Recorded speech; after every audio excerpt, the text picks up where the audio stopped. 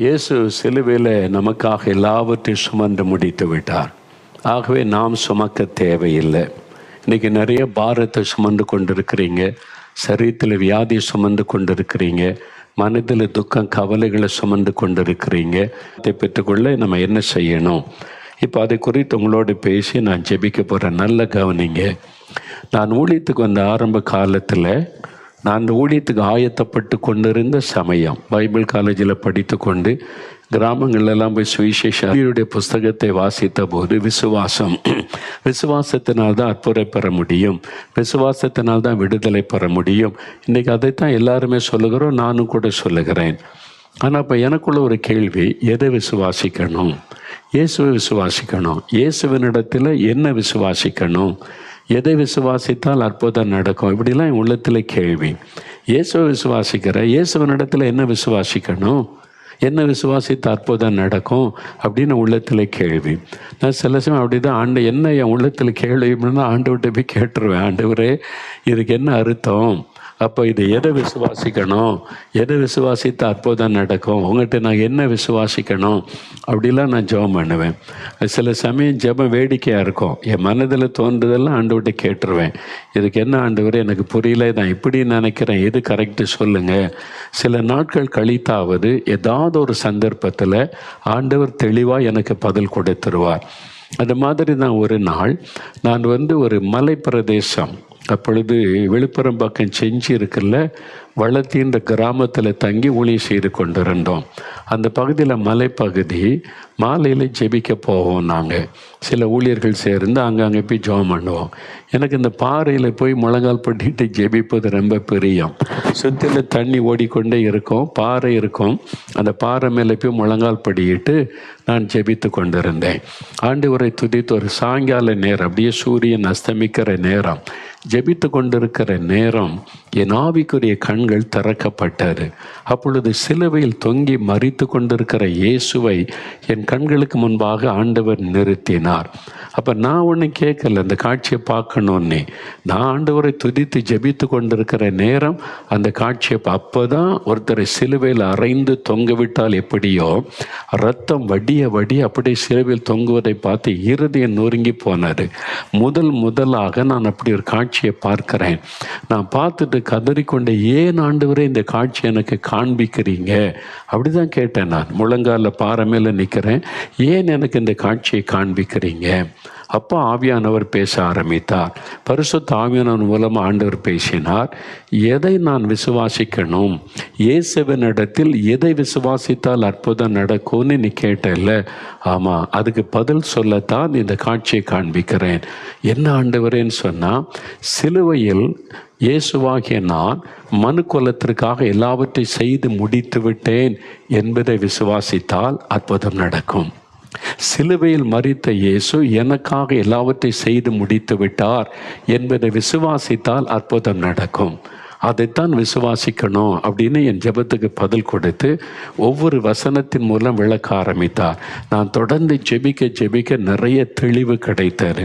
இத்தனை வருஷம் என் ஊழியத்தில் நான் யாருக்காக எப்போ எதுக்காக ஜெபித்தாலும் என் கண்முன்னாலே சிலுவையை நிறுத்தி அவர் பட்ட பாடுகள் சிந்தின ரத்தத்தை நினைத்து தான் மக்களுக்காக ஜெபிக்கிறேன்.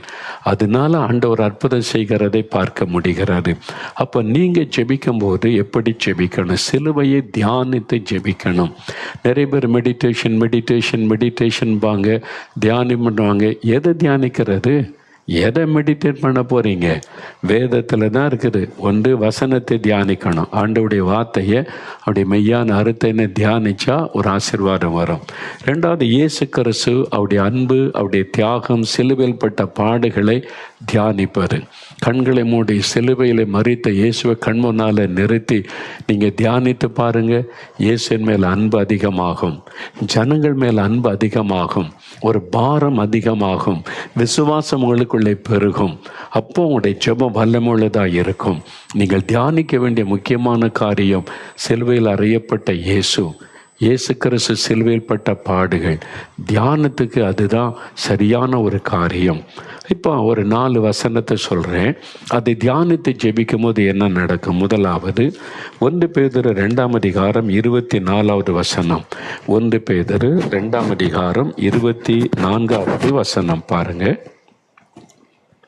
நாம் பாவங்களுக்கு செத்து நீதிக்கு பிழைக்கும்படிக்கு இயேசு கிறிஸ்து தாமே தமது சரீரத்தில் நம்முடைய பாவங்களை சிலுவையின் மேல் சுமந்தார், அவருடைய தழும்புகளால் குணமானீர்கள்.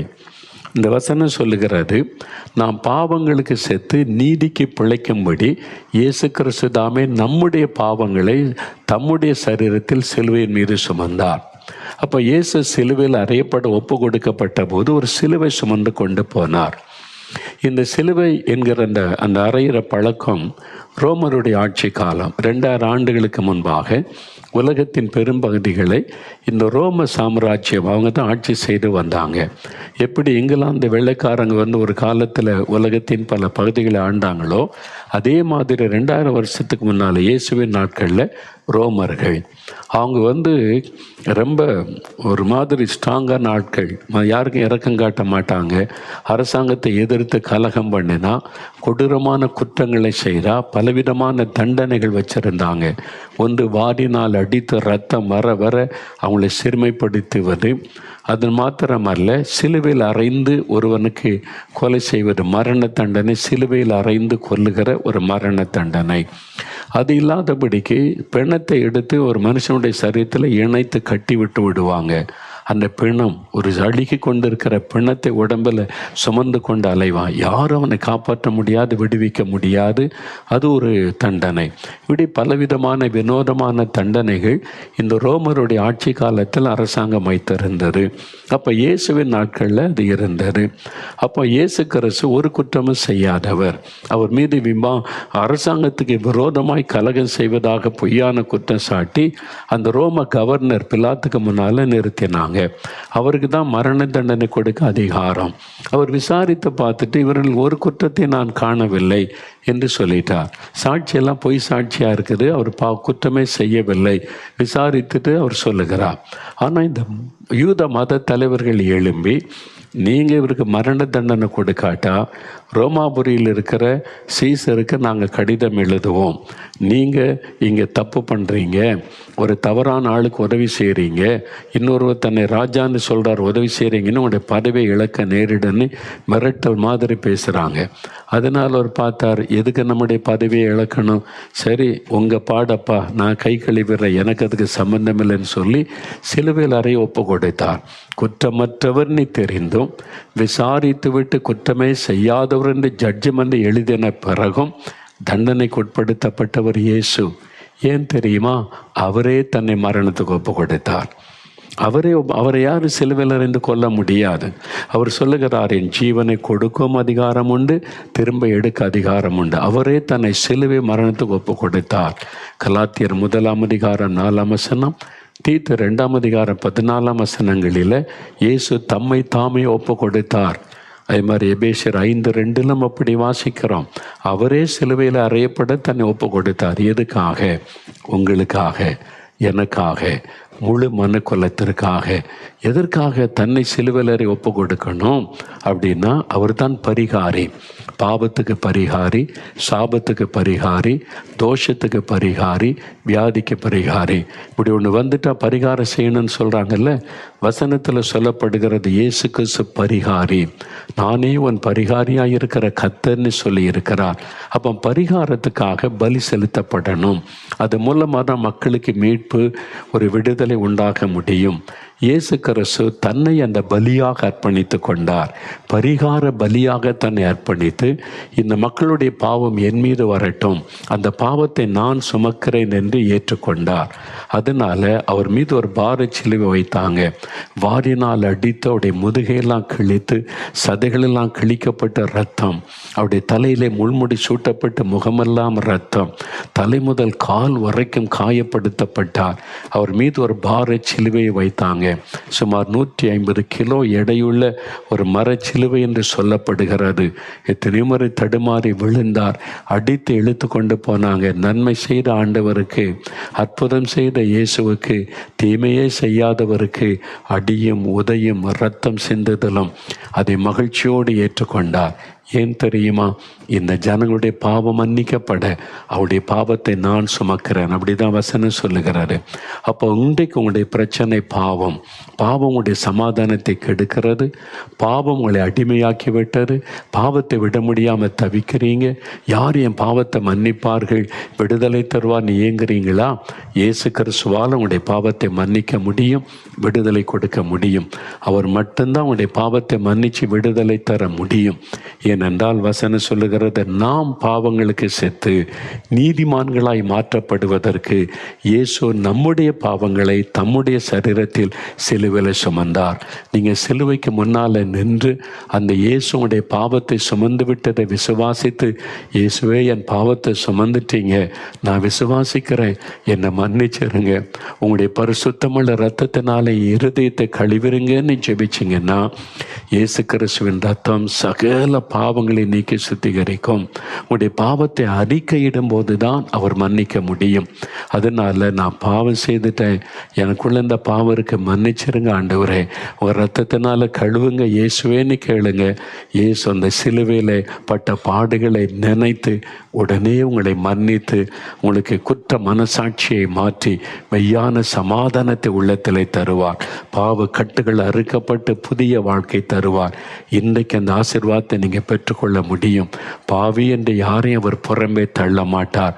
பாவியாக இருந்தாலும் நீ வா என்னிடத்தில், நான் உன் பாவத்தை சுமந்து விட்டேன், இனி நீ பாவி அல்ல, நான் உன்னை பரிசுத்தமாக்குகிறேன் என்று அழைக்கிற ஆண்டவர். எனக்கு தெரிந்த ஒரு சகோதரன் தன் பாவத்தை உணர்ந்து ஆண்டவரே என் பாவத்தை மன்னியுன்னு ஜெபித்த போது அந்த பாவத்தின் பாரம் அழுத்தினதுனால நான் எவ்வளோ பாவம் செய்திருக்கிறேன், ஐயோ நான் செய்த பாவத்துக்கு எனக்கு புற்றுநோய் வரட்டும், நான் செய்த பாவத்துக்கு எனக்கு குஷ்டரோக வியாதி வரட்டும், ஆண்டவரே என்னை தண்டியுன்னு அழுது ஜெபித்தாராம். அப்பொழுது இயேசு அவருக்கு தோன்றி சொன்னார், மகனே, உன் பாவத்துக்காக தண்டனையை நான் சிலுவையில் ஏற்றுக்கொண்டேன், உனக்காகத்தான் அடிக்கப்பட்டேன், ரத்தம் சிந்தினேன், இனி நீ தண்டிக்கப்பட வேண்டியதில்லை, நான் உன்னை மன்னிக்கிறேன், இனி பாவம் செய்யாது என்னை புது இருதயத்தை கொடுத்து ஆசீர்வதித்தார். அதே மாதிரி தான் இயேசு சொல்லுகிறார், உன் பாவத்தை நான் சுமந்துட்டேன் சிலுவையில், உன்னை மன்னிக்கிறேன், விடுதலை கொடுக்கிறேன்னு சொல்லுகிறார். இன்றைக்கு ஒப்பு கொடுத்து ஜெபிச்சிங்கன்னா உங்களுடைய வாழ்க்கையில் பாவத்திலிருந்து விடுதலை. இரண்டாவது, பரிசுத்த மத்தேயு எழுதின சுவிசேஷம் 8ஆம் அதிகாரம் 17வது வசனம். பரிசுத்த மத்தேயு 8ஆம் அதிகாரம் 17வது வசனம் பாருங்க. இயேசு கிறிஸ்து தாமே நம்முடைய பலவீனங்களை ஏற்றுக்கொண்டு நம்முடைய நோய்களை சிலுவையில் சுமந்தார். இயேசு கிறிஸ்து தாமே நம்முடைய பலவீனங்களை ஏற்றுக்கொண்டு நம்முடைய நோய்களை சுமந்தார். அப்போ சிலுவையில் நம்முடைய பாவத்தை மட்டும் அவர் சுமக்கவில்லை. அந்த மரச்சிலுவை சுமந்து கொண்டு போகும்போது ஒரு மரச்சிலுவை அல்ல, நம்முடைய பாவங்கள் அக்கிரமங்கள் இந்த சிலுவையில் சுமந்தார். நம்முடைய நோய்கள் பலவீனங்களை சிலுவையில் சுமந்தார். மனிதனை பாதிக்கிற இன்னொரு விஷயம் வியாதிகள், பலவீனங்கள். இந்த ஏதோ ஒரு வியாதி உங்களை பாதிக்கிறது. கேன்சர் வியாதி, ஆஸ்துமா வியாதி, சிறுநீரக பாதிப்பு, கல்லீரல் பாதிப்பு, நுரையீரல் பாதிப்பு, எலும்புகள் நரம்புகள் பாதிப்பு, ஏதோ ஒரு வியாதி உங்களை வலியை உண்டாக்குது, வேதனை உண்டாக்குது. இல்லை, சிலுவையில் அந்த வலிகளை இயேசு சுமந்தார், அந்த வேதனைகளை இயேசு சுமந்தார். அவர் சிலுவையில் அறியப்படுவதற்கு முன்பாக சரீரத்தை அடித்து கிழித்தார்கள். தலை முதல் கால் வரைக்கும் அவருடைய சரீரம் காயப்படுத்தப்பட்டது. அவருடைய இரத்தத்தின் மூலம் பாவ மன்னிப்பு. அப்படின்னா சிலுவையில் இருந்து ரத்த சிந்தனை போதுமே இல்லை, சரீரம் முழுவதும் காயங்கள். எதற்காக அவர் காயப்படுத்தப்பட்டார், நொறுக்கப்பட்டார்? எதற்காக அவர் தன் சரீரத்தை நொறுக்க ஒப்பு கொடுத்தார்? நம் சரீரத்தில் இருக்கிற வியாதியின் வேதனைகளை மாற்ற, நமக்கு சுகம் கொடுக்க தன் சரீரத்தை நொறுக்க ஒப்பு கொடுத்தார், அடிக்கப்பட ஒப்பு கொடுத்தார், காயப்படுத்தப்பட ஒப்பு கொடுத்தார். அவருடைய தழும்புகளால் குணமாகிறோம். 1 பேதுரு 2:24 சொல்லுகிறது, இயேசுவின் தழும்புகளால் குணமாக. அவருடைய கையில் இப்பவும் அந்த தழும்பு இருக்கிறது. அந்த தழும்புள்ள கரத்தினால தான் தொட்டு குணமாக்குகிறார். ஏன்னா நம்முடைய நோய்களை சுமந்து விட்டார். உங்களுடைய ஆஸ்துமா வியாதி, கேன்சர் வியாதி, ஆர்த்தரைட்டிஸ் வியாதி, சரீரத்தில் இருக்கிற வலிகள், வேதனைகள் எல்லாவற்றையும் அவர் சிலுவையில் சுமந்து விட்டார். நீங்கள் அதை விசுவாசித்து, என் நோய்களை நீ சுமந்து விட்டீர், இனி நான் சுமக்க தேவையில்லை, உங்களுடைய தழும்புகளால் என்னை குணமாக்குன்னு சொல்லி பாருங்க, உடனே அற்புதம் நடக்கும். நான் மரணப்படுக்கையில் சாக கடந்த போது அவருடைய தழும்புள்ள கரம் தான் என்னை தொட்டது. அந்த கரம் தொட்டு, அந்த தழும்புகள் தொட்ட உடனே சுகம் உண்டாயிற்று. அவருடைய தழும்புள்ள கரம் உங்களுக்காக நீட்டப்பட்டு இருக்கிறாரு. விசுவாசிங்க. ஒரு இளம் வாலிப மகள் சரீரத்தில் கொடிய பருக்கள் வந்து வலி வேதனையில் தாங்க முடியாமல் கலங்கினாள். அவளால் எந்த பக்கமும் புரண்டு படுக்க முடியல. பிறந்ததுலேருந்து வியாதிப்பட்ட ஒரு மகள் இப்போ வாலிப வயது ஆகிவிட்டது. கொடிய பருக்கள் தலை முதல் கால் வரை மிகுந்த வேதனை. ஒரு நாள் தன் படுக்கையில் இருந்து கொண்டு அழுதாள். ஆண்டவரே, நான் படுகிற வேதனை தெரியலையான்னு சொல்லி இயேசு அவளை சந்திக்க அந்த அறைக்குள்ளே வந்தார். இயேசுவை கண்ட உடனே சொன்னால், தலை முதல் கால் வரை இந்த பருக்கள் தோன்றி என்னை வாதிக்கிறதே, இந்த வலி உமக்கு தெரியலையா ஆண்டவரேன்னு சொன்ன போது இயேசு சொன்னார், மகளே, இந்த வேதனையை நான் சிலுவையில் சுமந்திருக்கிறேன். இந்த வலிகளை, வேதனைகளை சிலுவையில் நான் சுமந்திருக்கிறேன். என் தலை முதல் கால் வரை என்னை காயப்படுத்தி அடித்து என் சதைகளை கிழித்த பொழுது இந்த வலிகளை நான் சிலுவையில் சுமந்தேன். உனக்காகத்தான், உன்னை குணமாக்க நான் வந்தேன், பயப்படாதேன்னு சொல்லி தன் தழும்புள்ள கரத்தினால் தொட்டார். அந்த கட்டிகள், அந்த தோன்றின அந்த பருக்கள் எல்லாம், கட்டிகள் எல்லாம் மறைந்து பூரண சுகம் உண்டானார். நம்முடைய வேதனை அவருக்கு தெரியும். உங்களுடைய வியாதியினால் உண்டாகின வேதனை ஆண்டவருக்கு தெரியும். நீங்கள் சிலுவையில் தொங்குகிற இயேசுவை பார்த்து சொல்லுங்கள், எனக்காகத்தானே என் நோய்களை சுமந்தீர், என்னை குணமாக்கும். என் குழந்தையினுடைய வியாதியை சுமந்தீர், குணமாக்கும். என் மனைவி, என் கணவருடைய வியாதியை சிலுவையில் சுமந்தீர், குணமாக்கும். அதை விசுவாசித்து நீங்கள் ஜெபிங்க, உடனே அவருடைய தழும்புள்ள கரத்தோட அற்புதம் நடக்கும். 3வது ஒரு வசனம் வாசிக்கலாம். கலாத்தியர் 3ஆம் அதிகாரம் 13வது வசனம் பாருங்க. கலாத்தியர் 3ஆம் அதிகாரம் 13வது வசனம். மரத்திலே தூக்கப்பட்ட எவனும் சபிக்கப்பட்டவன் என்று எழுதியிருக்கிறபடி கிறிஸ்து நமக்காக சாபமாகி நியாயப்பிரமாணத்தின் சாபத்திற்கு நம்மை நீங்களாக்கி மீட்டு கொண்டார். இயேசு நமக்காக சாபமானார். வேறு வசனம் சொல்லுகிறது, சிலுவை மரத்தில் இயேசு தூக்கப்பட்ட போது அவர் சபிக்கப்பட்டவராக தொங்கினார். நம்முடைய சாபத்தை தன் மீது ஏற்றுக்கொண்டார். இயேசுடைய தலையில் முள்முடி சூட்டினாங்கல்ல, இயேசுவுக்கு முன்பும் பின்பும் நிறைய பேர் சிலுவையில் அறையப்பட்டாங்க. இயேசுவோடு கூட 2 கள்ளர்கள் சிலுவையில் அறையப்பட்டாங்க. அவங்க தலையிலெல்லாம் முள்முடி சூட்டப்படவில்லை. இயேசுவின் தலையில் மட்டும் கொடிய விஷத்தன்மை உள்ள முள். அது கோலினால் அடித்த போது முற்கள் பதிந்த ரத்தம் அடிந்தது. அந்த முற்கள் விஷத்தன்மை உள்ளதாம். அந்த விஷத்தன்மை இந்த ரத்தத்தில் கலந்து விட்டால் உடல் முழுவதும் தாங்க முடியாத ஒரு விஷத்தன்மையின் வலி உண்டாகும். அந்த மாதிரி இப்பவும் காடுகளில் சில எங்கள் ஊர்லெல்லாம் கிராமத்தில் சாதாரண உடமுள் வேறு, காரமுள்னு சொல்லுவாங்க. ஆணி மாதிரி இருக்கும். அதை குத்திட்டுன்னா அப்படியே ஒரு கடுன்னு உயிர் போகிற அளவுக்கு வலிக்கும். அந்த விஷத்தை முறிக்கிறதுக்கு எண்ணெயை காய்ச்சி அந்த முள்ளு குத்தின இடத்துல ஊற்றுவாங்க. சின்ன வயசில் நான்லாம் அதை பார்த்துருக்கிறேன், அனுபவிச்சிருக்கிறேன். இப்போ இயேசுடைய தலையில் முற்கள் குத்தி அந்த விஷத்தன்மை உடலெல்லாம் பரவுகிறது. அந்த முற்கள் எதை குறிக்குது தெரியுமா? சாபத்தை குறிக்கும். ஆண்டவர் முதலாவது உலகத்தை சிருஷ்டித்த போது ஆதியாகமம் 1-2 அதிகாரங்களில் ஆண்டவர் அழகான உலகத்தை சிருஷ்டித்தார். பல மரங்கள், மலர்கள், மிருகங்கள் எல்லாவற்றையும், உயர்ந்த மலைகள், நீர்வீழ்ச்சிகள், ஆறுகள் எல்லாத்தையும் உண்டாக்கினார். முற்களை உண்டாக்கலை. ஆண்டவர் மூலிகைகளை உண்டாக்கினான்னு பைபிளில் இருக்குது. மூலிகைகள், பொற்பூண்டுகள் இருக்குல்ல, ஹெர்ப்ஸ் ஆங்கிலத்தில், மூலிகைகளை உண்டாக்கினார். மனுஷன் ஆரோக்கியமாக இருக்க முற்கள் உண்டாக்கப்படவே இல்லை. 3ஆம் அதிகாரத்தில் வரும்போது மனிதன் பாவம் செய்தது நிமித்தம் பூமி சபிக்கப்பட்டது. சாபத்தின் நிமித்தமாய் வந்தது தான் முற்கள். அப்போ முற்கள் சாபத்தை குறிக்கும். இன்றைக்கி உங்கள் வாழ்க்கையில் சில சொல்லுவாங்க, முள்ளுக்கு நடுவில் இருக்கிற ஐயா, இந்த பக்கமும் குத்துது, இந்த பக்கம் குத்துது, எந்த பக்கம் அசைய முடியல.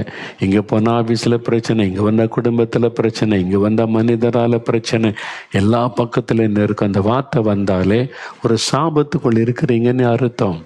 நன்மையே நடக்க மாட்டேங்குது, எல்லாம் தீமையாகவே இருக்குது, காரியமே வாய்க்க மாட்டேங்குது, எல்லாம் அவமான நிந்தைகளாக இருக்குது. எவ்வளோ வருமானம் வந்தாலும் கடன் கடன் கடன் வறுமை, எல்லாம் நிந்தை அவமானம், ஒரு உயர்வே இல்லை, எல்லாம் தடைகள், ஒரு காரியமும் வாய்க்கலை. நான் என்ன பாவம் செய்தனோ அப்படின்ற வார்த்தைலாம் வருதில்ல, சாபத்தின் விளைவு. உபாகம் 28 அதிகாரத்தில் அதன் நியாயப்பிரமாணத்தின் சாபம் சொல்லப்படுகிறார். சாபத்தினுடைய விளைவுகள் என்னென்னலாம் சொல்லப்படுகிறது. அது 4 தலைமுறைக்கு தொடர்ந்து பைபிளில் சொல்லப்பட்டு இருக்கிறது. யாத்திராம 20 அதிகாரம் 34 அதிகாரங்களில் 4 தலைமுறைக்கும் தொடரும். உங்களுடைய முன்னோர் செய்த பாவம் உங்களுக்கு தெரியாது, தாத்தாவுக்கு அப்பா அது மாதிரி செய்திருக்கலாம். அது மாதிரி இந்த பேய் வணக்கம், மனுஷ வணக்கம், இந்த மாதிரி ஆண்டவர் அவமானப்படுத்துகிற சில காரியம், மந்திரவாதம், பில்லி சொன்னி செய்வது, மற்றவங்களை ரத்தம் சிந்த வைப்பது, மற்றவங்களை கண்ணீர் வடிக்க வைப்பது, விதவைகளை வேதனைப்படுத்தி கண்ணீர் வடிக்க வைப்பது, மற்றவங்களை அவமானப்படுத்துவது, சமுதாயத்தில் தீமை உண்டாகிற மாதிரி நீங்கள் பணம் சம்பாதிக்க கலப்படம் பண்ணுறது, கள்ளத்தனம் பண்ணுவது, இது மாதிரிலாம் சாபத்தை உண்டாக்கிறோம். அது சாபத்தினுடைய விளைவு. சில பாவம் சாபமாக்கி விடும். அதனால தான் நிறைய குடும்பத்தில் ஆசீர்வாதமே இல்லை, நன்மையே இல்லை. பணம் வரும், நிறைய காசு வரும், ஆனால் நிந்தை அவமானம் அதுதான் இருக்கும், மிஞ்சி இருக்கும். அது ஒரு சாபத்தினுடைய விளைவு. இன்றைக்கி உங்கள் குடும்ப ஆசீர்வாதமே இல்லாமல் தவிக்கிறீங்க. சாபம், ஏதோ ஒரு சாபனை கலங்குறீங்களா? இந்த சாபம் மாற என்ன செய்கிறது? பரிகாரம்னு சொல்லி லட்சக்கணக்காக பணம் வாங்குவாங்க. அதை செய்யணும், இதை செய்யணும், பலி கொடுக்கணும்னு சொல்லி. எந்த பலியும் சாபத்தை மாற்ற முடியாது. இயேசுவாகிய பரிசுத்த பலி, இயேசுவாகிய பரிசுத்த பலி சிலுவையில் நம்முடைய சாபங்களை ஏற்றுக்கொண்டார். இந்த முற்கள் சாபத்தை குறிக்கும்ல, இயேசுடைய தலையில் முள்முடியை வைத்த போது நம்முடைய சாபத்தை தன்னுடைய தலையில் அவர் ஏற்றுக்கொண்டார். நம்முடைய சாபத்தை மாற்ற அவர் சிலுவையில் சாபமானார் என்று வசனம் சொல்லுகிறாரு. நீங்கள் அதை விசுவாசித்து ஜெபிக்கும் போது தான் சாபத்தில் இந்த விடுதலை. சிலர் சொல்லுவாங்க, இயேசு சாபத்தை சுமந்துட்டார், இப்போ சாபன்றது ஒன்று கிடையாதுன்னு. தப்பு. நம்பிராதங்க வசனம். இயேசு எதுக்கு சிலுவையில் சாபமாகணும்? அப்போ நம்முடைய சாபத்தை மாற்ற இயேசு சிலுவையில் பாவமானார்னு இருக்கல. அப்போ உலகத்தில் பாவமே இல்லையா? பாவம் இருக்குல்ல. பாவத்தை மன்னிக்க விடுதலை பெறணும்னா சிலுவையண்டை வந்து அதை விசுவாசித்து ஜெபிக்கும் போது தான் விடுதலை. இயேசு வியாதிகளை சுமந்துட்டார்னு இருக்குல்ல. அப்போ வியாதி இல்லாமல் இருக்குதா? இருக்குதில்ல. அதை எப்படி பெற்றுக்கொள்வது? விசுவாசித்து ஜெபிக்கும் போது அவங்க தான் அந்த சுகத்தை பெற முடியும்.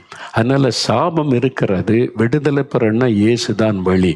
இயேசுகிட்ட வந்து பாவத்தை அறிக்கை செய்து சாபத்திலிருந்து விடுதலை வேணும்னு ஜெபிக்கணும்.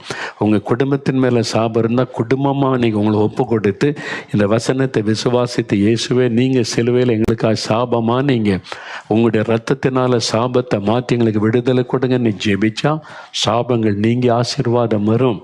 அப்போ அதுக்கு நீங்கள் ஜெபிக்கணும். சிலுவையை விசுவாசித்து, சிலுவையில் அறையப்பட்ட இயேசுவை விசுவாசித்து, என்னுடைய சாபத்தை இயேசு சிலுவையில் சுமந்து விட்டார், எங்கள் குடும்பத்தின் சாபத்தை சுமந்துட்டார் அப்படி விசுவாசித்து அவருடைய ரத்தத்தை சொல்லி ஜெபிக்கும்போது சாப கட்டுகள் அறுக்கப்படும். ஆண்டவரே உம்முடைய ரத்தத்தின் வல்லமையினால் இந்த சாபங்கள் பரம்பரையாய் தொடர்ந்து வருகிற சாபம், எங்கள் பாவத்தினால் உண்டாகிற சாப கட்டுகள் மாறட்டும்னு உண்மையாக ஒப்பு கொடுத்து ஜெபித்தால் அந்த சாபக்கட்டு மாறும். சில சமயத்தில் ஆவியானவர் சொல்லுவார், நீங்கள் பொருளை திருப்பி கொடுக்க சொல்லுவார், அப்போ தான் சாபம் மாறும். நீங்கள் திருடின பொருள், ஏமாற்றின பொருள், சிலரை பாதிக்கும்படி செய்தது, சிலர்கிட்ட மன்னிப்பு கேட்க வேண்டியது இருக்கும், சில பொருட்களை திருப்பி கொடுக்க வேண்டியது இருக்கும், அப்போ தான் சாபம் மாறும். இல்லாட்டா நீ என்ன ஜெபித்தாலும் சாபம் மாறாது. அதனால் இயேசு சிலுவையில் சாபமானதை விசுவாசித்து உங்களை அவருக்கு ஒப்பு கொடுத்து விசுவாசித்து ஜெபிக்கும் போது அவர் அந்த சாபத்தின் கட்டுகளை அறுத்து அதை ஆசீர்வாதமாய் மாற்றுகிறார். இன்னைக்கு உங்கள் குடும்பத்தில் இருக்கிற சாபத்தை மாற்றி அவர் ஆசீர்வதிக்க போகிறார். அதை விசுவாசிங்க. ஒரு சமயம் ஒரு கணவன் மனைவி என்னை பார்க்க வந்தாங்க. வந்தபோது சொன்னாங்க, யாரும் உங்களுக்கு பில்லி சொல்லி வச்சுட்டாங்க ஐயா அப்படின்னாங்க. ஏன் அப்படி சொல்கிறீங்கன்னு கேட்டேன். நாங்கள் நல்லா வாழ்ந்துருந்தோம், நிறைய வாகனங்கள் இருந்தது, பிஸ்னஸ் செய்தோம், ஆசீர்வாதமாக இருந்தோம். ஒன்றொன்னா நஷ்டமடைஞ்சு இழந்து எல்லாம் தான் வியாபாரம் ஆசீர்வாதத்தை இழந்துட்டோம். வியாதி ஒரு பக்கம். என் மனைவிக்கே அவருடைய சரீரத்தில் பார்த்திங்கன்னா 4-5 வியாதி. ஹார்ட்டில் ப்ராப்ளம், லங்ஸில் ப்ராப்ளம், லிவரில் ப்ராப்ளம், கை நிறைய மாத்திரை சாப்பிடணும், அப்படி பாதிப்பு. ஒரு மனக்குழப்பம், எப்பவும் ஒரு மனக்குழப்பம், ஒரு பயம், இது மாதிரி ஒரு நிம்மதியே இல்லை.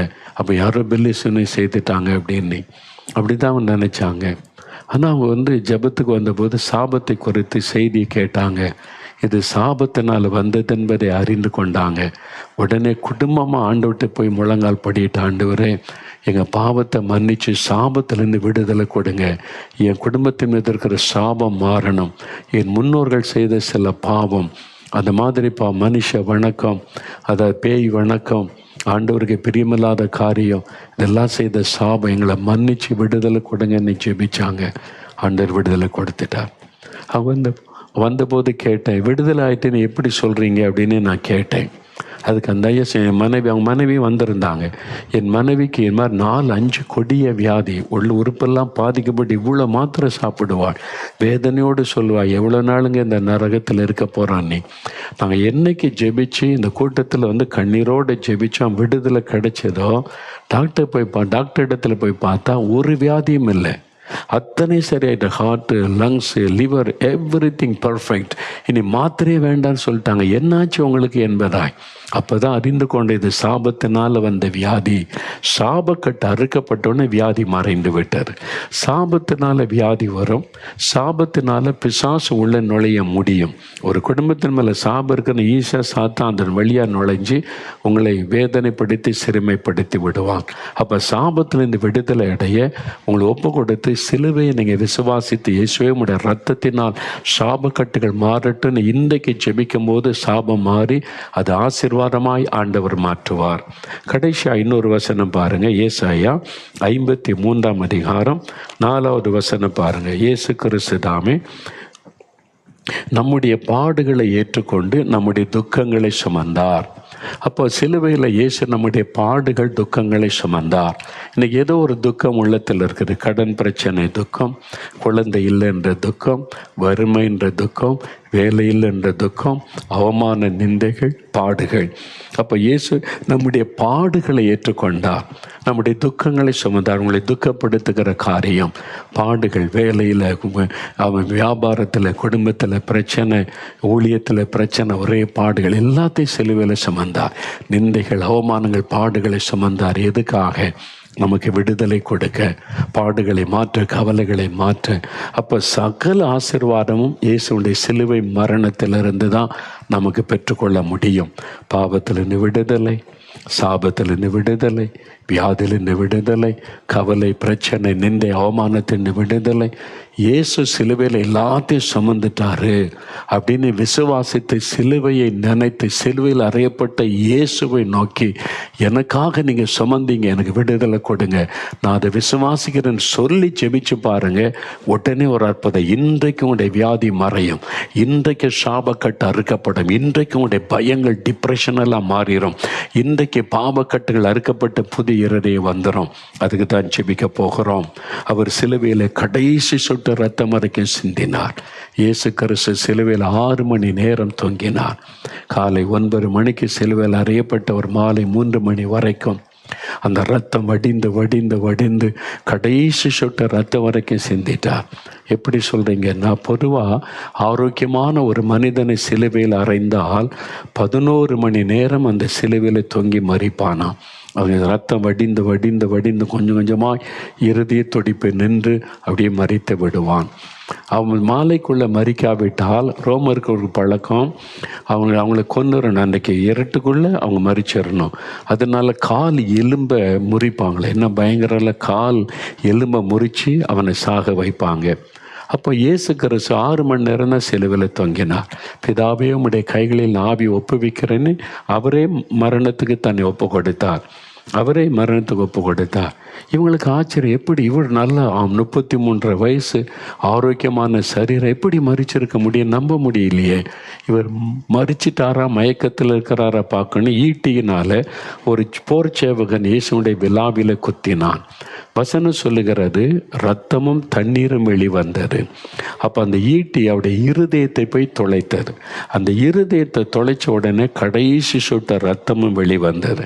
இதுக்கு மேலே ரத்தமே இல்லை, தண்ணீர் தான் இருக்கிறது. கடைசி சொட்ட ரத்தம் வரைக்கும் மனிதர்களை பாவ சாபத்திலிருந்து விடுதலையாக்கி இயேசு சிலுவையிலே அவர் சிந்தினார். ரத்தம் சிந்துதல் இல்லாமல் பாவமன்னிப்பு உண்டாகாது என்று வேதங்கள் சொல்லுகிறது. இயேசுடைய தன்னுடைய பரிசுத்தமுள்ள இரத்தத்தை சிலுவையிலே சிந்தி நமக்காக உங்களுக்காக தன்னையே பலியாய் கொடுத்தார்.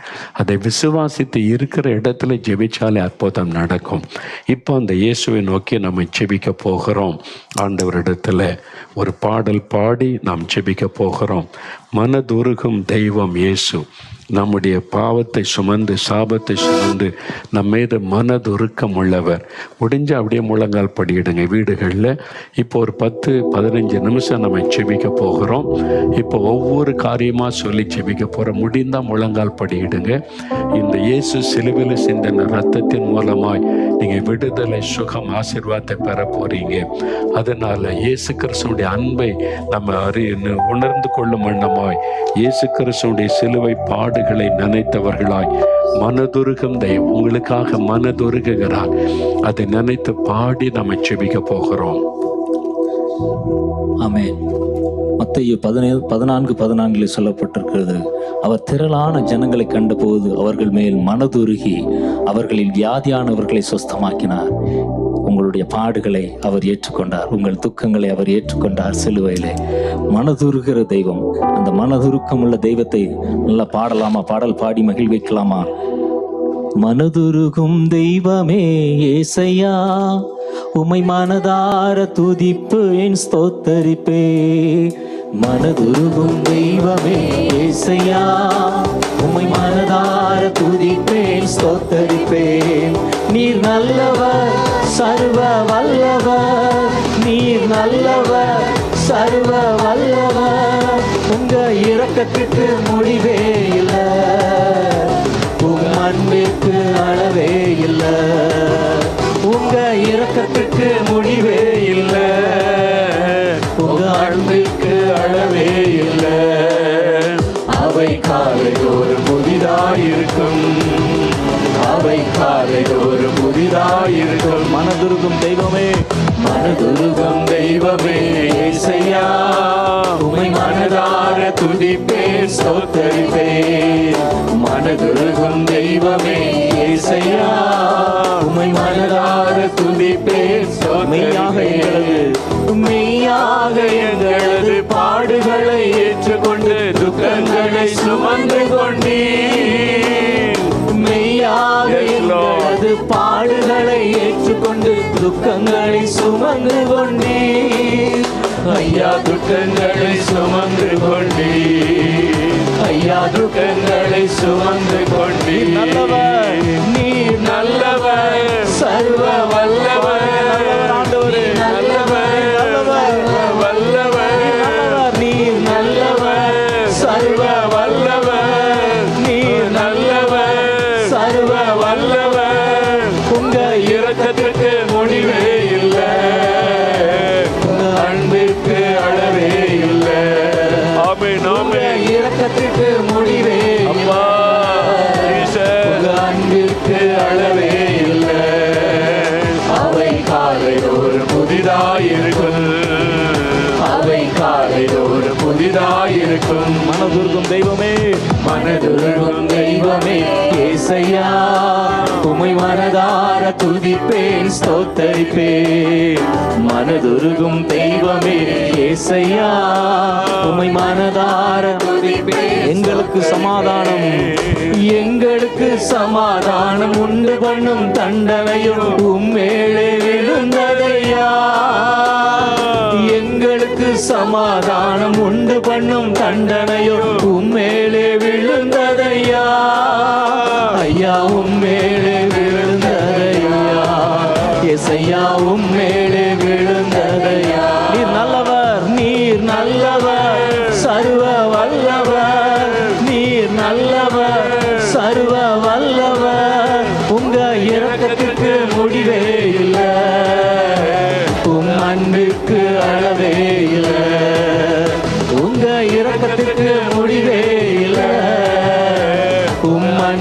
அன்பிற்கு அளவே இல்லை. அவை காலைதோறும் புதிதாயிருக்கும், அவை காலைதோறும் புதிதாயிருக்கும். மனதுருகும் தெய்வமே, மனதுருகும் தெய்வமே ஏசையா, உம்மை மனதார துதிப்பேன் ஸ்தோத்தரிப்பேன். மனதுருகும் தெய்வமே ஏசையா, மனதார துதிப்பேன். சாபமான முள்முடியை, சாபமான முள்முடியை தலைமேலே சுமந்து கொண்டு சிலுவையிலே வெற்றி சிறந்தி. சாபமான முள்முடியை தலைமேலே சுமந்து கொண்டு சிலுவையிலே வெற்றி சிறந்தி. ஐயா சிலுவையிலே வெற்றி சிறந்தி, ஐயா சிலுவையிலே வெற்றி சிறந்தி. நீர் நல்லவர், நீர் நல்லவர், சர்வ வல்லவர். நீர் நல்லவர், சர்வ வல்லவர். உங்க இரக்கத்துக்கு முடிவே இல்லை, உங்க அன்பிற்கு அளவே இல்லை. உங்க இரக்கத்துக்கு முடிவே இல்லை, உம் அன்பிற்கு அளவே இல்லை. அவை காலைதோறும் புதிதாயிருக்கும், அவை காலைதோறும் புதிதாயிருக்கும். மனதுருகும் தெய்வமே, மனதுருகும் தெய்வமே ஏசையா, உம்மை மனதார துதிப்பேன் ஸ்தோத்தரிப்பேன். மனதுருகும் தெய்வமே ஏசையா, எங்களது மீறுதலால் காயப்பட்டீர், எங்களது மீறுதலால் காயப்பட்டீர், நொறுக்கப்பட்டீர், தழும்புகளால் சுகமானோ. எங்களது மீறுதலால் காயப்பட்டீர், நொறுக்கப்பட்டீர், தழும்புகளால் சுகமானோ. ஐயா தழும்புகளால் சுகமானோ, ஐயா தழும்புகளால் சுகமானோ. நீர் நல்லவர், நீர் நல்லவர், சர்வ வல்லவர். நீர் நல்லவர், சர்வ வல்லவர். உங்க இரக்கத்திற்கு முடிவே இல்லை, உங்க அன்பிற்கு அளவே இல்லை. உங்க இரக்கத்திற்கு முடிவே இல்லை, உங்க அன்பிற்கு அளவே இல்லை.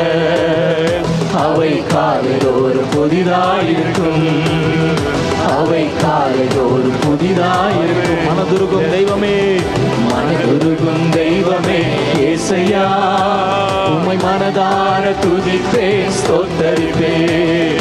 மனதுருகும் தெய்வமே ஏசையா, உம்மை மனதார துதிப்பேன் ஸ்தோத்தரிப்பேன். மனதுருக்கம் உள்ள இயேசு, அவருடைய சமூகத்தில் தான் நம்ம நிற்கிறோம். முழங்கால் படியிடுங்க. நான் முழங்கால் படியிட்டு ஜெபிக்க போகிறோம். ஆண்டவருக்கு முன்னால், சிலுவைக்கு முன்னால் முழங்கால் படியிட்டு சிலுவையில் அறையப்பட்ட அந்த இயேசுவை நோக்கி, உங்களுக்காகத்தான் அவர் சிலுவையில் தொங்கினார், உங்களுக்காகத்தான் ரத்தம் சிந்தினார். இந்த உலகத்தில் இருக்கிற அத்தனை பேருக்காகவும் எல்லா மனிதர்களுக்காகவும் அவர் சிலுவையில் ரத்தம் சிந்தினார். உங்களுக்காக பரிகாரியாக எல்லாவற்றையும் சிலுவையிலே செய்து முடிக்க தன்னை அர்ப்பணித்து கொண்டவர் இயேசு. உடைய பாவங்களை சுமந்தார், வியாதிகளை சுமந்தார், சாபங்களை சுமந்தார், நிந்தைகளை அவமானங்களை சுமந்தார். உங்களை ஆசீர்வதிக்க தன்னையே பலியாய் கொடுத்தார். அவரை நோக்கி ஜெபிக்க போகிற ஒவ்வொரு ஆசீர்வாதம், முதலாவது எனக்கு பாவ மன்னிப்பு வேணும், பாவ மன்னிப்பின் சமாதானம் வேணும், பாவத்திலிருந்து எனக்கு ஒரு விடுதலை வேணும். இயேசு என் பாவங்களை சிலுவையிலே சுமந்து விட்டார், எனக்காகத்தான் சிலுவையிலே பலியானார் என்பதை விசுவாசிக்கிறேன் என்கிறவர்கள் உடைய இருதயத்தில் கை வைத்து ஒரு 2 நிமிடம் ஜெபம் பண்ணுங்க. தன் பாவத்தை மறைக்கிறவன் வாழ்வடைய மாட்டான், அவைகளை அறிக்கை செய்து விட்டு விடுகிறவன் இரக்கம் பெறுவான். இயேசுவே, என் பாவங்களை சிலுவையில் சுமந்தீங்க, எனக்காக சிலுவையில் ரத்தம் சிந்தினீங்க, என் பாவத்தை மன்னிக்க, எனக்கு சமாதானம் கொடுக்க உங்களை சிலுவையில் அறைய ஒப்பு கொடுத்தீங்க. எனக்காக சிந்தப்பட்ட அந்த இரத்தத்தினால என் இருதயத்தை கழுவுங்க, என் பாவங்களை மன்னிங்க, என் பாவங்களை மன்னிங்க. இயேசுவே, உங்க இரத்தத்தினால என் இருதயத்தை கழுவுங்க. உங்க இரத்தத்தின் வல்லமையினால இந்த பாவத்தில் இந்த விடுதலை கொடுங்க. என்னால் இந்த பாவத்தை விட முடியலை, மதுபானத்தை, போதை வஸ்துகளை, சீட்டாட்டத்தை, சூதாட்டத்தை விட முடியல. விபச்சாரம், வேசித்தனம், அசுத்தங்கள், இந்த அடிமைத்தனத்தில் விடுதலை பெற முடியல. இயேசுவே, இயேசுவே மன்னியும், விடுதலை தாரும். செபிங்க, செபிங்க. வாலிப தம்பி ஜெபம் பண்ணுங்க. வாலிப மகளே ஜெபம் பண்ணுங்க.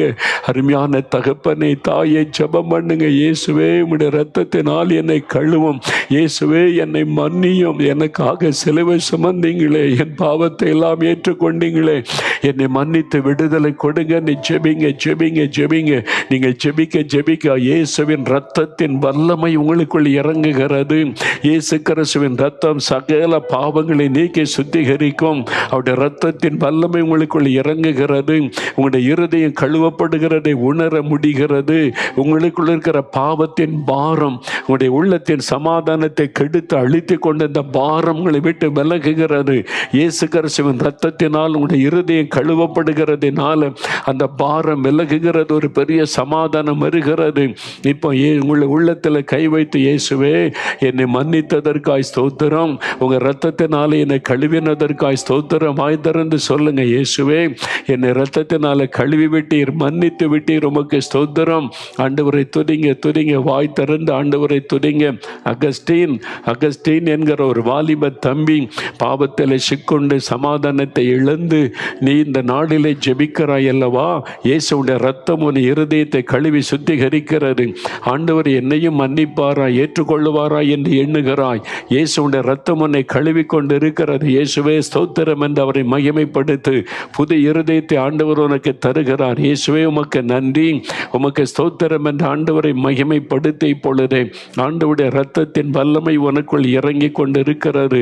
ஆண்டவருக்கு ஸ்தோத்திரம் என்று சொல் இப்பொழுதே. ஆண்டவர் அப்படி செய்கிறதற்காக உமக்கு ஸ்தோத்திரம், உமக்கு நன்றி, உமக்கு நன்றி, உமக்கு நன்றி. பாவத்தை மன்னித்து நீர் சமாதானத்தை தந்து கொண்டு இருக்கிறீர், அதற்காக உமக்கு நன்றி ஆண்டவரே, உமக்கு நன்றி. Thank you Lord. சரளா என்கிற ஒரு மகள், சரளா, உங்களுடைய பெயர் ஆண்டவரிடத்தில் கண்ணீரோடு ஜெபிக்கிறீங்க. இந்த பாவத்தை விட முடியல, விடுதலை வேணும், இயேசுவை மன்னி விடுதலை தாரும் நீ ஜெபிக்கிறீங்க. சரளா, இயேசுடைய இரத்தத்தின் வல்லமை உங்கள் மீது இறங்குகிறது. பாவத்தின் பாரம் மாறுகிறது. விடுதலை இயேசுவின் நாமத்தில் உண்டாகிறது. ஆண்டவருக்கு நன்றி சொல்லுங்க. சரவணன், இயேசு கிறிஸ்துவின் இரத்தம் உங்களை கழுவி சுத்திகரித்து கொண்டு இருக்கிறது. பாவத்தின் பாரம் அழித்து நிம்மதி இல்லாமல் மனசாட்சியிலே பாதிக்கப்பட்டு உங்களுடைய உள்ளத்தில் சமாதானமின்றி பல வருடமாய் தவித்தீங்க. இயேசு கிறிஸ்துவின் இரத்தத்தை உங்களை கழுவுகிறது. உங்களுடைய ஜெபம் கேட்கப்பட்டது. புது இருதயத்தை இயேசு தருகிறார். இயேசுவுக்கு ஸ்தோத்திரம். என் ஆண்டவரை மகிமைப்படுத்துங்கள் இப்பொழுது. ஆண்டவரே, உம்முடைய இரத்தம் கழுவட்டும். பாவத்துக்காக உணர்ந்து மனம் திரும்புகிற ஒவ்வொருவரையும் மன்னித்து ரட்சித்து சுத்திகரித்து மாற்றத்தை உண்டாக்கி அருளும். கர்த்தர் அப்படி செய்கிறதற்காக நன்றி, நன்றி, நன்றி. அடுத்து வியாதி உள்ளவர்கள் வியாதி உள்ள இடத்துல கை வைங்க. இயேசு கிறிஸ்து நம்முடைய நோய்களை ஏற்றுக்கொண்டு பலவீனங்களை சிலுவையில் சுமந்தார். அவருடைய தழும்புகளால் குணமாகிறோம் என்று வாசிக்கிறோம். அதை விசுவாசிங்க.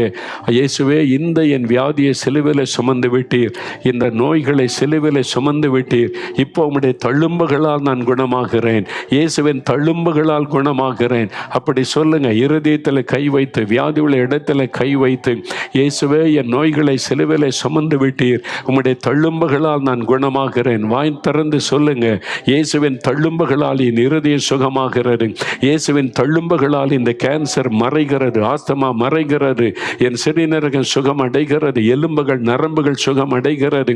இயேசுவின் தழும்புகளால் நான் குணமாகிறேன். வாய் திறந்து சொல்லுங்க. விசுவாசத்தோடு சொல்லுங்க. இயேசுடைய நோய்களை சுமந்து விட்டார், பலவீனங்களை சுமந்து விட்டார். இன்றைக்கு உங்களுக்கு சுகம் விடுதலை உண்டாகி கொண்டு இருக்கிறது. இயேசுவே ஸ்தோத்திரம். உம்முடைய தழும்புகளால் நான் குணமாகிறதற்காய் ஸ்தோத்திரம் என்று ஆண்டவரை மகிமைப்படுத்துங்க. ஆண்டவருடைய தழும்புள்ள கரம் அவங்களை தொடுகிறது.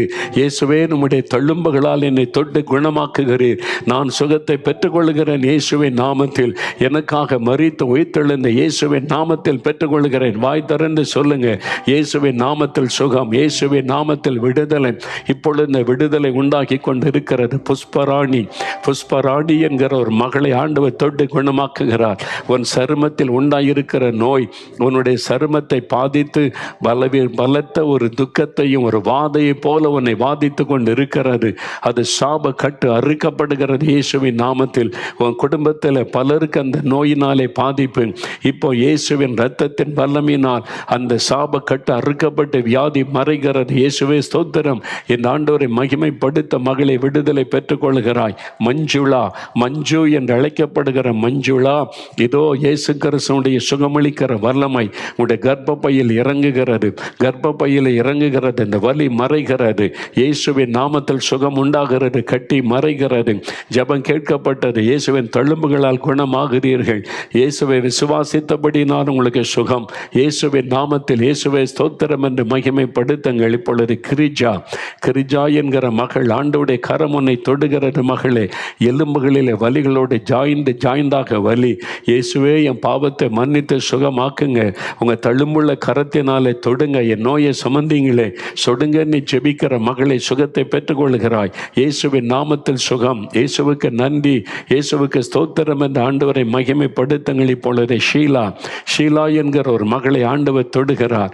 உன்னுடைய பிரச்சனை உன்னுடைய தலைப்பகுதிக்குள்ளே உண்டாகிற குடைச்சலும் வலியும் வேதனையும், அதோ வெளியே சொல்ல முடியாத அளவுக்கு சில வேதனை சரீரத்தில் அந்த தலைப்பகுதியில் உண்டாகிறது. இயேசுவின் தழும்புகளால் சுகம். அவர் முள்முடியை ஏற்றுக்கொண்டு வலிகளை சுமந்து விட்டார். இன்றைக்கு உனக்கு விடுதலை மகளே. இயேசுவுக்கு ஸ்தோத்திரம் என்று ஆண்டவரை மகிமைப்படுத்துங்கள். இப்பொழுது இயேசுவுக்கு நன்றி சொல்லுங்கள். இப்பொழுது நன்றி ஆண்டவரே என்று சொல்லுங்க. Thank you Jesus. உமக்கு நன்றி. கொடுக்கிற விடுதலைக்காக, சுகத்திற்காக நன்றி. ரதி என்கிற ஒரு மகளை ஆண்டவர் தொடுகிறார். உங்களுடைய முழு பெயர் வேறு, ஆனால் ரதி என்று அழைக்கப்படுகிறீர்கள். ஆண்டவருடைய வல்லமை தொடுகிறது. இயேசுவே என் பாவத்தை மன்னித்து குணமாக்கும். என்னால் வேதனை தாங்க முடியலை. நீங்கள் சிலுவையில் சுமந்தீங்களே, குணமாக்க நீ ஜெபிக்கிறதுனால இயேசு மனம் இறங்கி மன்னித்து குணமாக்குகிறார். இனி பாவம் செய்யாதே மகளே என்று ஆண்டவர் உங்களுக்கு சொல்லுகிறார். இயேசுவுக்கு ஸ்தோத்திரம். இந்த ஆண்டவரை துதியுங்கள். இப்பொழுதே ஆண்டவருடைய வல்லமை தொடுகிறது. சுகம் உண்டாகிறதற்காக நன்றி. வியாதியினால வேதனைப்படுகிற ஒவ்வொருவரையும் உடைய தழும்புள்ள கரம் தொடட்டும். உடைய தழும்புகளால் குணமாகிறோம். எல்லாரும் ஜெபிங்க. இயேசுவின் தழும்புகளால் குணமாகிறேன். உடைய தழும்புள்ள கரம் என்னை தொடட்டும். குழந்தையை தொடட்டும் ஆண்டவரேன்னு சொல்லுங்க. நடக்க முடியாத குழந்தைக்காக ஒரு தாய் கண்ணீரோடு காலை பிடித்து கொண்டு ஜெபிக்கிறீங்க. அந்த குழந்தையினுடைய கால்களுக்குள் இயேசுடைய வல்லமை இறங்குகிறது. இயேசுவின் கால்களிலிருந்து வடிந்த இரத்தத்தின் வல்லமை உங்களுடைய குழந்தையின் கால்களுக்குள் இறங்குகிறது. அந்த எலும்புகளுக்குள்ளே சுகம் வருகிறது. அந்த குழந்தை நடந்து இயேசுவை மகிமைப்படுத்த போகிறது. இந்த நாள் முதல் மாற்றத்தை காண்பீங்க. ஆண்டவர் தொட்டதுக்காக ஸ்தோத்திரம் சொல்லுங்க. ஆண்டவருக்கு நன்றின்னு சொல்லுங்க. இப்பொழுதே அநேகருடைய சரீரத்தில் இருக்கிற வலிகள் மறைகிறது. இயேசு சிலுவையிலே வலிகளை சுமந்தார். உடைய வயிற்று வலி, நெஞ்சு பகுதியில் இருக்கிற வலி, குடல் பகுதியில் இருக்கிற எரிச்சல், காந்தல் மறைகிறது. ஜாயிண்டுகள் இருக்கிற வலி, எலும்புகள் இருக்கிற வலிகள் எல்லாம் விலகுகிறது இயேசுவின் நாமத்தில். கண் வலியோடு ஜெபிக்கிற சகோதரி, உங்களுக்கு விடுதலை இயேசுவின் நாமத்தில். இயேசுவுக்கு ஸ்தோத்திரம். வாய் திறந்து சொல்லுங்க. வலிகளை எடுத்து போடுகிறதற்காய் ஸ்தோத்திரம். தழும்புகளால் சுகம் உண்டாகிறது. இயேசுவை நான் சுகத்தை பெற்றுக்கொள்கிறேன் இயேசுவின் நாமத்தில். அநேகர் சுகம் அடைகிறதற்காக நன்றி ஆண்டவரே. உமக்கு ஸ்தோத்திரம். அல்சர் வியாதி மறைகிறதற்காக நன்றி ஆண்டவரே. Thank you Lord. உமக்கு நன்றி செலுத்துகிறோம். பைல்ஸ் வியாதி இயேசுவின் நாமத்தில் அந்த வாதை ஒழிகிறதற்காக ஸ்தோத்திரம் இயேசுவின் நாமத்தில். ஆமேன். அடுத்து அவர் நமக்காக சிலுவையில் சாபமானார் என்று வசனம் சொல்லுகிறது. சாபத்திலிருந்து எனக்கு விடுதலை வேணும். அப்படி செபிங்க. சாபம் இருதயத்தில் கை வைத்து எங்கள் குடும்பத்தின் மீது இருக்கிற சாபங்கள் மாறட்டும். இயேசுவே, நீங்கள் சிலுவையில் எனக்காக எங்களுக்காக சாபமானீர். என் குடும்பத்தின் மீது இருக்கிற சாபங்கள் மாறணும். பரம்பரையாய் தொடர்ந்து வரக்கூடிய சாப கட்டுகள் மாறணும். இயேசுவின் இரத்தத்தின் வல்லமையினால் சாபங்கள் மாறட்டும். இயேசுவின் இரத்தத்தின் வல்லமையினால் சாப கட்டுகள் அறுக்கப்படட்டும். இயேசுவின் இரத்தத்தின் வல்லமையினால் பரம்பரை சாபங்கள் மாறட்டும். இந்த பாவத்தினால் உண்டான சாபங்கள் மாறட்டும். அப்படி சொல்லி ஜெபிங்க. சொல்லுங்க வாய் திறந்து. என் குழந்தை மேல வந்திருக்கிற சாப கிரியை அழிக்கப்படட்டும். எங்க குடும்பத்தை தொடர்கிற சாபத்தின் வல்லமை இயேசுவின் நாமத்தில் அழிக்கப்படட்டும். இயேசுவின் இரத்தத்தின் வல்லமையினால் சாபங்கள் நீங்கட்டும். நீங்க ஜெபிக்க உங்களுக்கு விடுதலை. சாபத்தில் இந்த விடுதலை, சாப கட்டுகள் அறுக்கப்பட்டு கொண்டு இருக்கிறது. இயேசுவுக்கு ஸ்தோத்திரம் என்ற ஆண்டவரை மகிமைப்படுத்துங்கள். இப்பொழுது விடுதலை. சுதர்சன் என்கிற ஒரு சகோதரர் ஜெபிக்கிறீங்க. உங்க குடும்பத்தில் இருக்கிற சாபங்கள் சாபங்கள் மாறணும்னு ஜெபிக்கிறீங்க. ஆண்டவர் ஜெபத்தை கேட்டார். இயேசுவின் இரத்தத்தின் வல்லமையினால் சாப கட்டுகள் அறுக்கப்படுகிறதுனால இனி நன்மையான ஆசீர்வாதம் உண்டாகிறது, தடைகள் மாறுகிறது. இயேசுவுக்கு ஸ்தோத்திரம்னு சொல்லுங்கள். இப்பொழுதே ஆறுமுகம் ஆண்டவர் உங்களுடைய ஜெபத்தை கேட்டார். என் மீதும் என் குடும்பத்தின் மீது இருக்கிற சாபங்கள் மாறணும், சாபம் எனக்கு இருக்கிறது என்று சொல்லி இருக்கிறாங்க. ஆண்டவரே, இந்த சாபங்கள் இயேசுவின் நாமத்தில் மாறட்டும். நீங்கள் ஜெபிக்க ஜெபிக்க அந்த சாப கட்டு அறுக்கப்படுகிறது. ஒரே விதமான வியாதி உங்கள் குடும்பத்தில் சிலரை தாக்கி இருக்கிறது. அது பரம்பரையாய் தொடர்ந்து வரக்கூடிய வியாதி. இன்றைக்கு அதை ஆண்டவர் எடுத்து போடுகிறார். அதுதான் உங்களுக்கு அடையாளம். சாபத்தை இயேசு மாற்றினார் என்பதற்கு அந்த சுகத்தை பெற்றுக்கொள்கிறீங்க. இயேசுவுக்கு ஸ்தோத்திரம். இயேசுவை மகிமைப்படுத்துங்கள் இப்பொழுது. தேங்க்யூ லார்ட், மக்கு நன்றி. தேங்க்யூ லார்ட், நீர் கொடுக்கிற விடுதலைக்காக. ஆண்டவரே, சாப கட்டுகள் அறுக்கப்படுகிறதற்காக உமக்கு ஸ்தோத்திரம். வாய் திறந்து ஆண்டவரை துதித்து மகிமைப்படுத்துங்க. ரஞ்சனி என்கிற மகள் குடும்பத்தின் மீது இருக்கிற சாபங்கள் மாற கண்ணீரோட செபிக்கிறீங்க. உங்களுடைய கண்ணீரின் நிமித்தம் சாபக்கட்டு அறுக்கப்படுகிறது. விடுதலை ரஞ்சனி.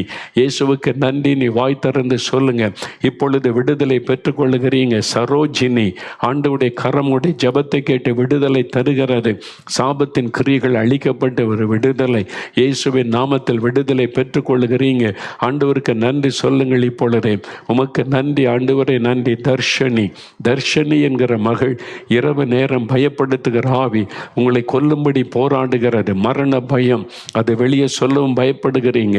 சாபத்தின் நிமித்தம் அந்த ஆவி உங்களுக்கு விரோதமாய் போராடுகிறது. இயேசுவே சாபத்தை மாற்றும், இயேசுவே பாவத்தை மன்னின்னு ஜெபிங்க. இயேசுன்ற பெயரை சொல்லுங்க. இப்போ அந்த சாபத்தில் கிரியைச்சுகிற ஆவி விலகுகிறது.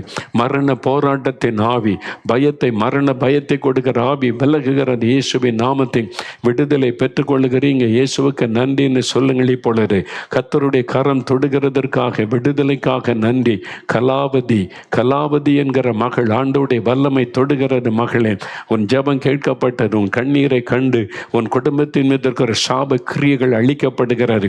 வீட்டுக்குள்ள ஒரு சமாதானம் இல்லை, நிம்மதி இல்லை, ஆசீர்வாதம் இல்லை, எப்பொழுதும் குழப்பம், நிம்மதியே இல்லை. இன்றைக்கு அவங்க வீட்டுக்குள்ள ஒரு ஆவிக்குரிய மாற்றத்தை இயேசு உண்டாக்குகிறார். அவருடைய இரத்தத்தின் வல்லமினால் விடுதலை. இயேசுவுக்கு நன்றின்னு சொல்லுங்கள் இப்பொழுது. சாப கட்டுகள் அறுக்கப்படுகிறதற்காய் ஸ்தோத்திரம், ஸ்தோத்திரம், ஸ்தோத்திரம்.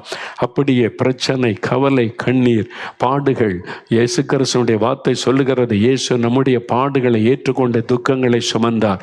குழந்தை இல்லை என்ற துக்கம், கடன் பிரச்சனை என்ற துக்கம், வேலை இல்லை என்ற துக்கம், நிந்தைகள், அவமானங்கள் எல்லாவற்றையும் சிலுவையில் சுமந்தார். உங்களுடைய இருதயத்தில் கை வைங்க. அந்த வசனத்தை சொல்லி ஜெபிங்க. இயேசுவே, என் பாடுகளை ஏற்றுக்கொண்டீர், துக்கங்களை சிலுவையில் சுமந்தீர். இந்த பாடுகள் மாறட்டும், துக்கங்கள் மாறட்டும், நிந்தைகள் மாறட்டும், இயேசுவின் நாமத்தில் மாறட்டும், இயேசுவின் நாமத்தில் மாறட்டும், இயேசுவின் இரத்தத்தின் வல்லமினால் மாறட்டும். ஜெபிங்க. குழந்தை செல்வத்தை ஆண்டவர் அருளுகிறார். கடன் பிரச்சனைகளை கர்த்தர் மாற்றுகிறார். வறுமையின் நிலைமைகளை மாற்றி ஆசீர்வதிக்கிறார். நிந்தைகள், அவமானங்கள், கட்டுகள் மாறுகிறது. வேலை இல்லை என்கிற பிரச்சனை நீங்கி வருமானத்துக்கு வழி திறக்கப்படுகிறது. கடன் பிரச்சனை மாறுகிறது. இயேசுவின் நாமத்தில் சொல்லுங்க. இயேசுவின் நாமத்தில் என்னுடைய நிந்தை, அவமான, பாடுகள் நீங்கட்டும். சிலுவையில் என் பாடுகளை சுமந்தீரே, நிந்தைகளை சுமந்தீரே. இயேசுவே, இயேசுவின் நாமத்தில் விடுதலை, இயேசுவின் நாமத்தில் விடுதலை நான் விசுவாசிக்கிறேன் சொல்லுங்க. ஆண்டவருடைய வல்லமை இறங்குகிறது. விடுதலை, விடுதலை, விடுதலை. இயேசுவுக்கு ஸ்தோத்திரம் உண்டாகட்டும். இப்பொழுது எல்லாம் வலதுகரம் உயர்த்தி 4 வசனங்கள், 4 காரியங்களை வைத்து ஜெபித்த சிலுவை பார்த்து பாவத்தை சுமந்து விட்டார். அவருடைய நோய் பலவீனத்தை சுமந்து விட்டார். சாபங்களை சுமந்து முடித்து விட்டார். பாடுகள், நிந்தை, அவமானத்தை சுமந்து முடித்து விட்டார். உங்கள் குடும்பத்தில் இருக்கிற எதுவாக இருந்தாலும் பிரச்சனை, அதெல்லாம் இயேசுவின் இரத்தத்தினால் மாறுகிறது. இப்போ கரமயத்தை ஸ்தோத்திரம் பண்ணுங்க. இயேசுவே, உடைய இரத்தத்தின் வல்லமையினால் எங்களுக்கு விடுதலை தந்ததற்காய் ஸ்தோத்திரம், மாற்றத்தை உண்டாக்கினதற்காய் ஸ்தோத்திரம், ஆசீர்வாதத்தை நான் பெற்றுக்கொண்டேன் என்று விசுவாசிக்கிறேன். இன்று முதல் மாற்றத்தை பார்க்க போகிறேன். இப்பொழுதே மாற்றம் எனக்குள் வந்துவிட்டதற்காய் ஸ்தோத்திரம், ஸ்தோத்திரம். இயேசு கிறிஸ்துவின் நாமத்தில் ஜெபிக்கிறோம். ஆமேன், ஆமேன். உட்காருங்க. ஒரே ஒரு நிமிஷம். இயேசு கிறிஸ்துவுடைய சிலுவை, அது மூலமாக தான் ஆசீர்வாதம். அவர் சிலுவையில் எல்லாவற்றையும் சுமந்து முடித்தார். இன்றைக்கி ஜெபித்தீங்க, நிறைய பேர் விடுதலை பெற்றுட்டீங்க. ஏன்னா நீங்கள் சரியான காரியத்தை விசுவாசித்து ஃபோக்கஸ் பண்ணி ஜெபிச்சதுனால நிறைய பேருக்கு சுகம், விடுதலை, கட்டுகள் அறுக்கப்பட்டு விட்டது. ஒரு ஆச்சரியமான மாற்றத்தை இன்று முதல் வீட்டுக்குள்ளே காண்பீங்க. இனி தினமும் காலையில் அவருடைய சிலுவை அன்பை தியானித்து ஸ்தோத்திரம் பண்ணுங்க. ஆண்டவரே, என்னுடைய பாவங்கள் அக்கிரமங்களை சுமந்து தீர்த்தீர், அதற்காக ஸ்தோத்திரம். அதனால நான் நீதிமானாக்கப்பட்டேன், ஸ்தோத்திரம். என்னுடைய வியாதி, பலவீனம், வலிகள், வேதனைகளை சுமந்து விட்டீர், உடைய தழும்புகளால் நான் குணமானேன், ஸ்தோத்திரம். அப்படி சொல்லுங்க. எங்களுடைய குடும்பத்தின் சாபம், எங்களுடைய சாபங்கள் எல்லாத்தையும் சிலுவையில் சுமந்துட்டீங்க. அதனால சாபக்கட்டுகள் மாறி ஆசீர்வாதத்தை பெற்றுக்கொள்கிறோம், இயேசுவே ஸ்தோத்திரம்னு சொல்லுங்க. என்னுடைய பாடுகள், நிந்தை, அவமான, நெருக்கங்கள் எல்லாவற்றையும் சிலுவையில் சுமந்து விட்டீர். ஆகவே எல்லா நெருக்கங்கள் மாறுகிறது, நிந்தைகள் மாறுகிறது, குறைவை நிறைவாக்கப்படுகிறது, ஸ்தோத்திரம். அந்த சிலுவையில் நீங்க நினைத்து துதித்து செபிங்க. ஆச்சரியமான மாற்றத்தை காண்பீங்க. இன்று முதலே மாற்றத்தை காண்பீங்க. இப்போவே நிறைய பேருக்கு அற்புதம் நடந்து விட்டது, ஸ்தோத்திரம். ஆண்டவரை துதிங்க. பெற்றுக்கொண்ட நன்மையை உடனே எங்களுக்கு ஃபோனில் தெரியப்படுத்துங்க, சரியா? நாளைக்கு ஈஸ்டர் தினம். நாளைக்கு இதை விட பெரிய காரியம். உயிர்த்தெழுந்த வல்லமை நம்மை தொடணும். உயிர்த்தெழுந்த வல்லமை மரித்து போன உறுப்புகளை உயிர் பெற செய்ய போகிறது. இயேசுவின் உயிர்த்தெழுந்த வல்லமை இறங்கி மரித்து போன உறுப்புகள், மரித்து போன உங்களுடைய சரீரத்தை உயிர்ப்பிக்க போகிறது. நாளைக்கு அதுக்காக நீங்கள் செய்தியை கேட்டு ஜெபிக்க போறீங்க. தவறாம பாருங்க. கர்த்தர் உங்களை ஆசீர்வதிப்பா. ஆண்டவருக்கு நன்றி சொல்லலாமா? என் ஆத்துமாவே கர்த்தரை சோஸ்திரி, என் முழு உள்ளமே அவருடைய பரிசுத்தமுள்ள நாமத்தை சோஸ்திரி. என் ஆத்துமாவே கர்த்தரை சோஸ்திரி, அவர் செய்த சகல உபகாரங்களை மறவாதே. ஆமேன், ஆமேன்.